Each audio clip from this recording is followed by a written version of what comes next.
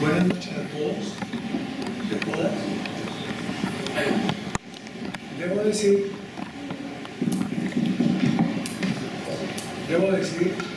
que la presentación de esta noche es una síntesis muy apretada del prólogo que corrió mi cargo de este tomo sexto de la Antología Económica Colombiana que viene publicando la Academia Colombiana de Ciencias Económicas. Su lanzamiento se hizo en la Feria del Libro acá en Bogotá este año. Entonces, sin más, entramos en materia. Son 3 puntos: la búsqueda de una nueva entidad jurídico-política, el Estado-Nación. Segundo, la discusión sobre las características del nuevo Estado a crear, la forma de la organización política. Y tercero, población, territorio, tamaño de la economía y fiscalidad, es decir, tributación y gasto. La búsqueda de una nueva entidad jurídico-política, el Estado-Nación. Las primeras deliberaciones sobre asuntos relacionados con el territorio corresponden a la ciudad-estado griega, a las ciudades romanas y más adelante a las ciudades medievales de Italia como Florencia, Pisa, Génova, Milán y Venecia. La territorialidad de estas ciudades también suponía su soberanía sobre el territorio. Desarrollo de Sassen-Sassen. Resulta interesante contrastar la forma de construcción del Estado-Nación inglesa y la española. Mientras Inglaterra optó por la llamada unión accesoria, por la cual un reino al juntarse con otro pasaba a considerarse como parte integral suya, de modo que sus habitantes disfrutaban de los mismos derechos y quedaban sujetos a las mismas leyes. Gales, Escocia, Irlanda. España, por el contrario, se acogió a otro principio de unión confederal, según el cual, después de la unión, los reinos constituyentes seguían siendo tratados como entidades distintas y, por tanto, conservaban su legislación, sus fueros y privilegios, y el rey se veía obligado a mantener el estatus y la identidad propia de los reinos constituyentes. Por tal razón, las coronas de Castilla, León y Aragón conservaron sus propias instituciones y regímenes fiscales, arancelarios y administrativos. Las dos experiencias históricas ilustran acerca de cómo arreglos institucionales tan diferentes condujeron, gracias a la Revolución Gloriosa a finales del siglo XVII en Inglaterra, a sentar las bases de un capitalismo moderno, en tanto que luego de la derrota napoleónica al disputar el siglo XIX, España se refugió en el absolutismo del soberano don Fernando VII, dando la espalda a la modernidad anunciada con el siglo de las luces.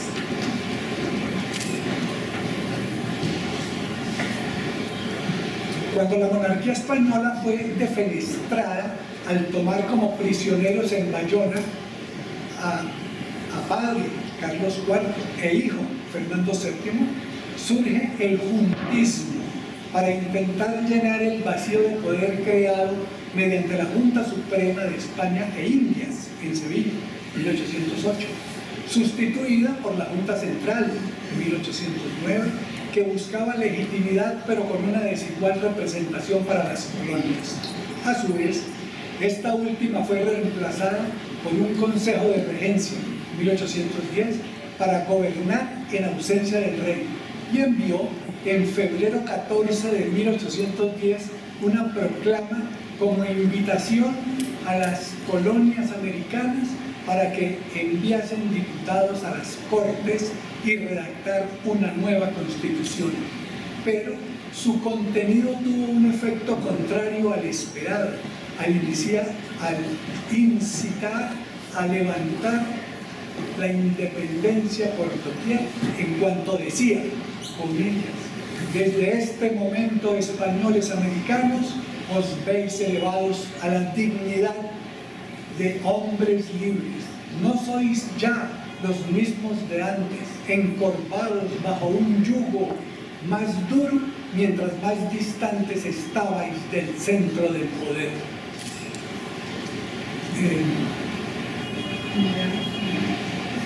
Mirados con indiferencia,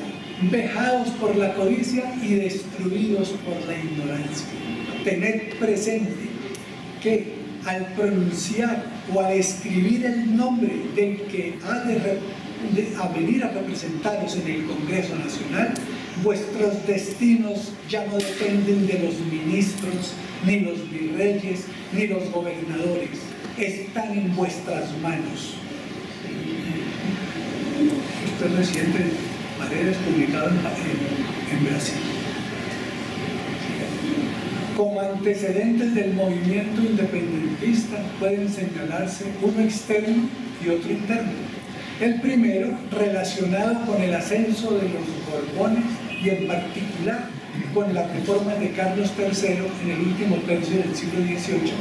por cuanto en las colonias se creó un clima de resistencia al apretón tributario y cuya máxima expresión en nuestro ámbito tuvo lugar con el movimiento comunero de 1781.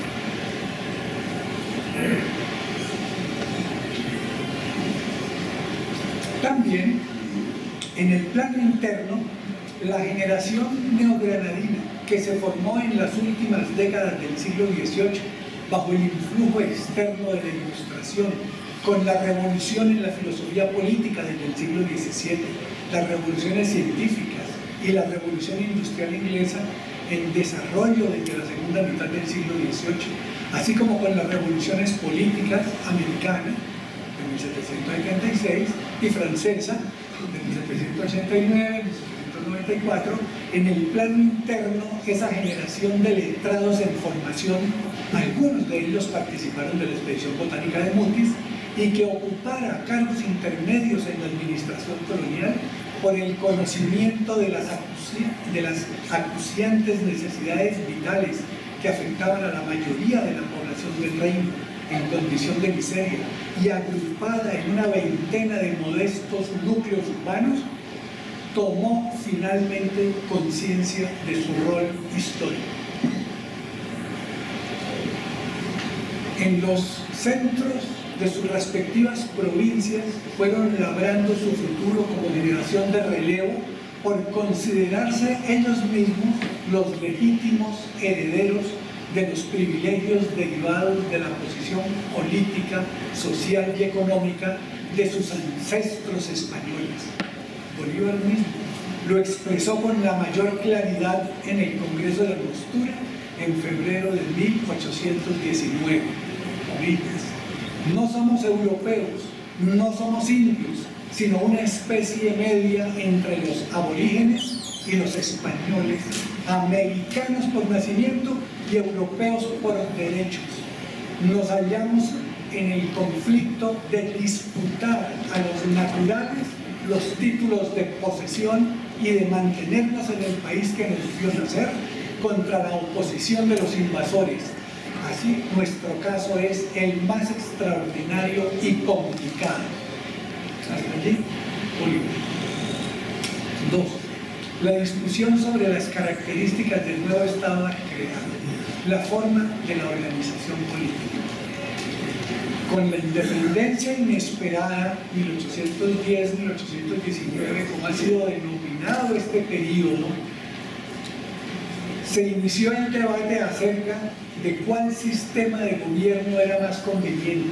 si el federalismo o el centralismo. Don Miguel de Pombo fue partidario, como se sabe, de la idea federal por sus antecedentes en Estados Unidos en el desarrollo de una democracia avanzada a partir de lo local, y estas ideas en nuestro medio tuvieron un desarrollo importante en la pluma de Vicente Azuero a partir de la tercera década del siglo XIX, cuyas ideas seminales fueron promovidas por Camilo Torres desde la carta de 1808 a su tío, don Ignacio Tenorio, el oidor de la audiencia quinta.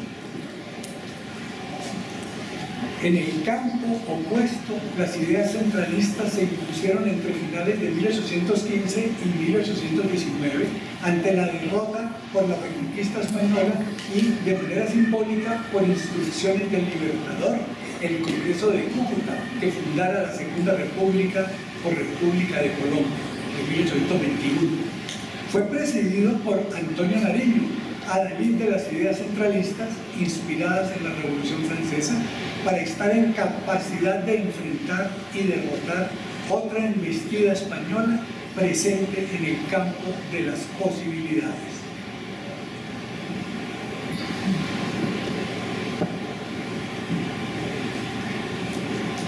Vista de manera retrospectiva,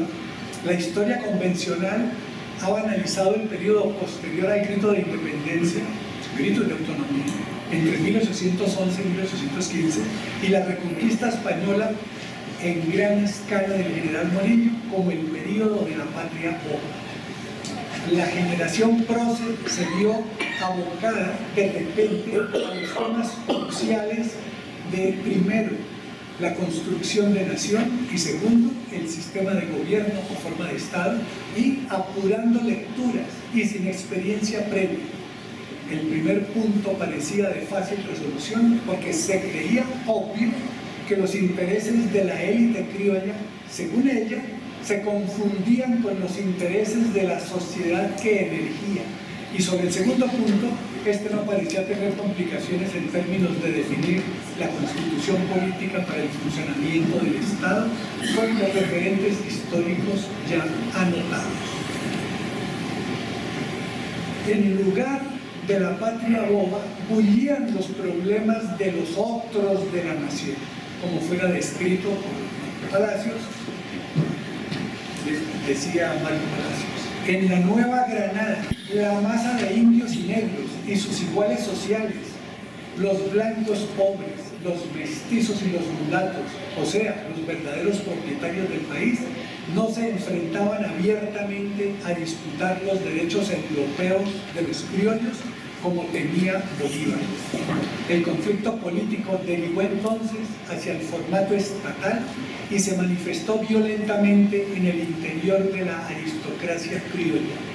El movimiento de independencia se transformó rápidamente en una compleja guerra civil en 3 ciudades y provincias neogranadinas, ninguna de las cuales parecía disponer de condiciones materiales para imponer su hegemonía a las demás o para separarse totalmente del movimiento común. Como en un juego de espejos, las posiciones políticas en cuanto a la forma que debía tener el Estado aparecen invertidas. Bolívar, fuertemente centralista, surge en la primera fase de la Primera República apoyando a los federalistas cuando se tomó a Bogotá a finales de 1814 en nombre de las Provincias Unidas de la Nueva Granada, típica denominación de una confederación. Para la Segunda República, en 1821, Bolívar fue declaradamente centralista. De igual manera, Santander, primer vicepresidente de Colombia, se muestra como centralista por respeto al presidente cuando realmente era partidario del régimen federalista. En el plano ideológico, la herencia colonial era tan grande que con las independencias no tuvo cabida la declaración de libertad de cultos acorde a los principios liberales. Por el contrario, en muchas constituciones provinciales y locales hubo una declaración de fe católica y de juramento sobre los evangelios conforme a la tradición colonial.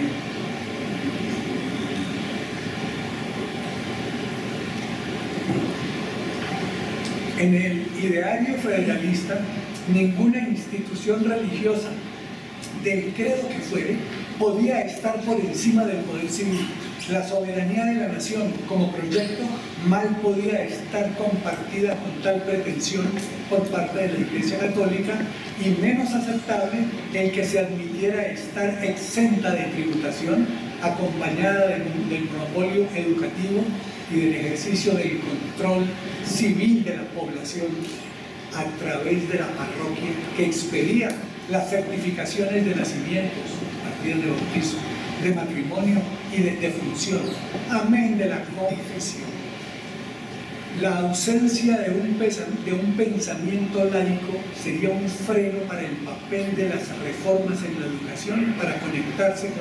con los desarrollos del pensamiento científico y humanista de Occidente,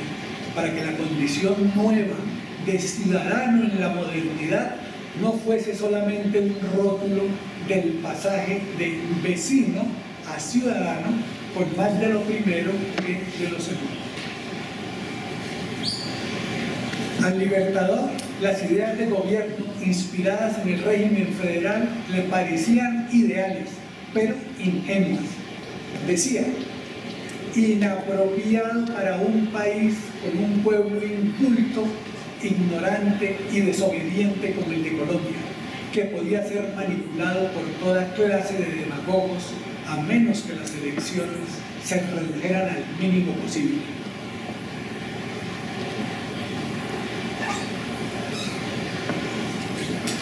Tercero, población, territorio, tamaño de la economía, PIB, fiscalidad.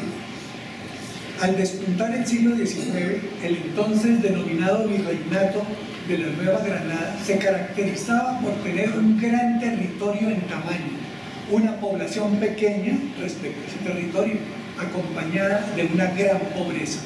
José Manuel Restrepo, en su historia de la revolución de la República de Colombia en la América Meridional, da cuenta de la población según los censos de 1808 y 1825 y estimó que la Nueva Granada en 1808 contaba con 1.400.000 habitantes en una superficie de 1.810.000 kilómetros cuadrados, diferencia abismal con las 938.580 almas estimadas por Miguel de Pombo en 1811.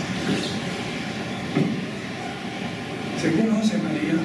Restrepo, la composición de la población de la Nueva Granada era, en porcentaje, blancos 63%, indígenas 22%, pardos libres 10% y esclavos 5%. Puede verse que en José María Restrepo no existe la categoría de mestizos. La guerra de independencia fue tan devastadora que para el censo de población de 1825 esta se había reducido a 1.238.339 habitantes, y de ello dio cuenta la tasa media anual de crecimiento de la población, la cual mermó y por tanto fue negativa al registrar una tasa de menos 1.9% entre 1808 y 1825. Según estudios recientes, Gilberto Larios, Antonio Ocampo, 2013, registran según su clasificación que hacia 1800 la población blanca representaba apenas 26% sobre la población total, negros y mulatos 39%, indios 20% y mestizos 16%. Sobre la población indígena hay coincidencia en ambas estimaciones. La divergencia acerca de la población blanca es abismal, 36.5 puntos porcentuales de diferencia. En el estudio de José Manuel Restrepo, está sobre representada la población blanca, porque la mayor parte de los mestizos se consideraban blancos por su ancestro de padres españoles y renegando de su ancestro indígena por parte de sus madres, y JMR no registra mestizos en su estimación. Comparado con el virreinato del Río de la Plata, el virreinato de la Nueva Granada al momento de la independencia definitiva de España contaba con un PIB per cápita equivalente a menos de la mitad del de aquel. También el de la Nueva Granada era inferior al del virreinato de la Nueva España, y también estaba por debajo del virreinato del Perú y al del Reino del Brasil, en ese orden y nominados en pesos plata. Este nivel de ingreso por habitante para 1820 y expresado en dólares estadounidenses por paridad del poder adquisitivo o dólares Jerry Camis de 1990 confirman claramente que dicho nivel para Colombia era más bajo que el de Argentina, una tercera parte de esta, y más bajo que el de Uruguay, México, Brasil y Chile. Otro tanto ocurrió con la tasa media anual de crecimiento del PIB por habitante entre 1800 y 1850. Colombia fue el único país que obtuvo un crecimiento negativo de su PIB per cápita, menos 0.2%, frente a México con crecimiento nulo, 0, y positivo para Brasil, Argentina y Chile, con 1.7, 0.02 y 0.06% respectivamente en el periodo 1820-1850, según la misma fuente. A la base de esta drástica disminución de las exportaciones estuvo la caída de la producción del primer renglón de exportación, el oro, el cual había venido en aumento desde las reformas borbónicas aplicadas por la corona, Carlos III, desde los últimos 40 años del siglo XVIII, y valorada en pesos plata, dicha producción llegó a un promedio anual entre 1801 y 1810 de 3.060.000 pesos plata, mientras que en el periodo más agudo de la Guerra de Independencia, 1811 a 1820, tal producción solo alcanzó a 1.835.000 pesos plata, para tener una recuperación parcial, ya que entre 1821 y 1835 llegó a un promedio anual de 2.387.000 pesos plata,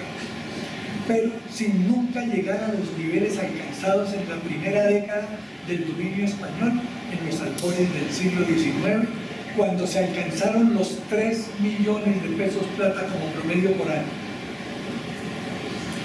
El tamaño del Estado puede inferirse por el peso relativo de los impuestos, fuente del gasto público dentro del PIB. Al inicio de las reformas borbónicas por 1765, aquellos representaban 3%, y al final de la Gran Colombia, en 1832, habían caído al 2%, luego de haber alcanzado 11% del PIB en 1808, según calculaba Elsie López, en vísperas del grito de independencia. Las élites de la época pusieron de presente una constante en la tradición desde el comienzo de los tiempos: su aversión a tributar acorde a sus rentas, herencia colonial, y con ello su total indiferencia ante las abismales desigualdades, su insensibilidad frente a la inequidad y a la miseria generalizada de la población, todo lo cual conspiraba contra la construcción de un proyecto de nación incluyente. La Segunda República, hija del Congreso de Cúcuta de 1821, enfrentó un serio problema: la resistencia de las clases acomodadas a tributar, y mayor aún esa resistencia cuando se planteó para ellas un impuesto o contribución progresiva de acuerdo con el nivel de la renta. El Congreso abolió el impuesto aduanero, el almojarifado, a las mercancías que entraban o salían del reino o que circulaban en sus puertos, así como también eliminó el tributo indígena por capitación, ambos de estirpe colonial.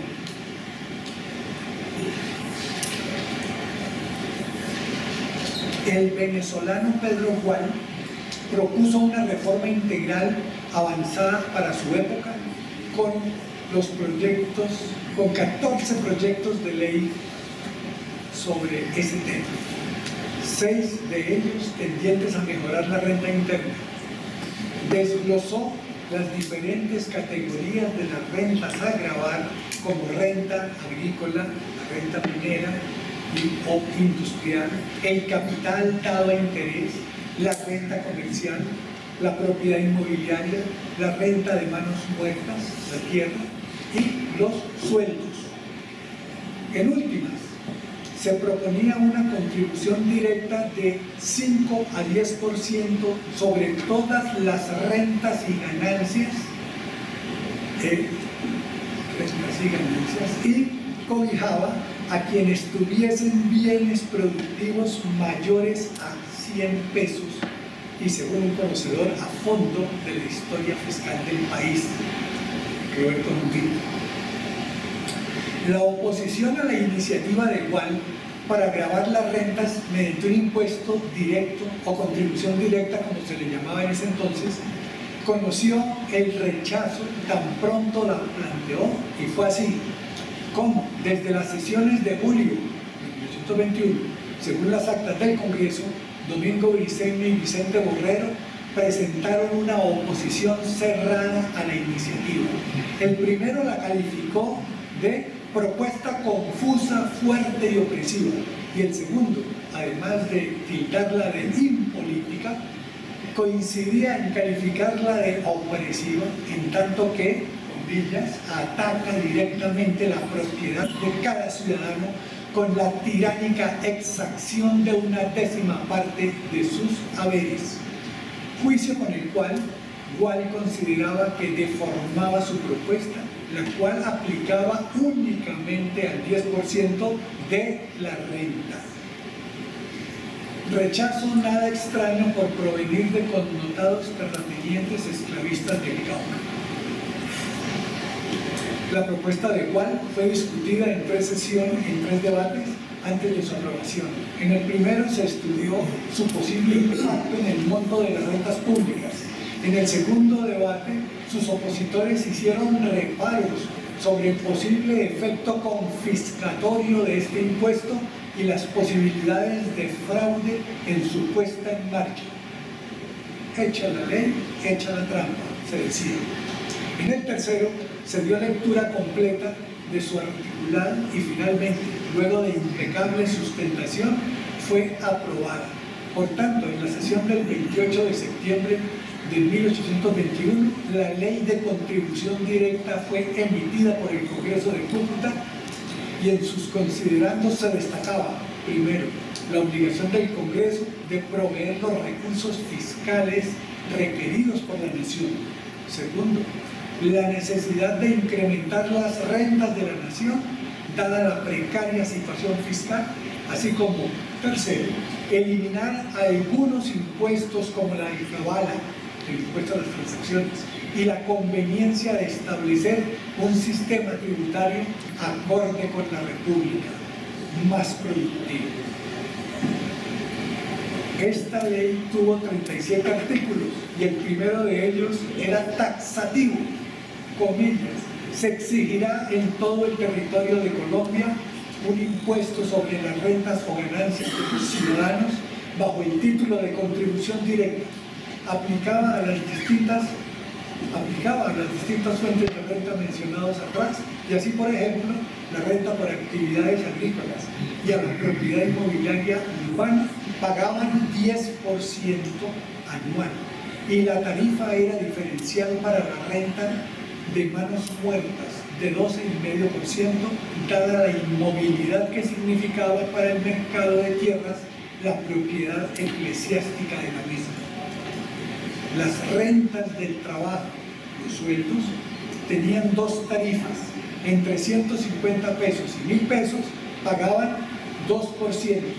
y para sueldos mayores a 1.000 pesos la tarifa era de 3%. Esta estructura impositiva se caracterizaba por la progresividad del gravamen para las rentas más elevadas, acompañada de la tendencia de un menor gravamen para las rentas de trabajo que para las rentas del capital.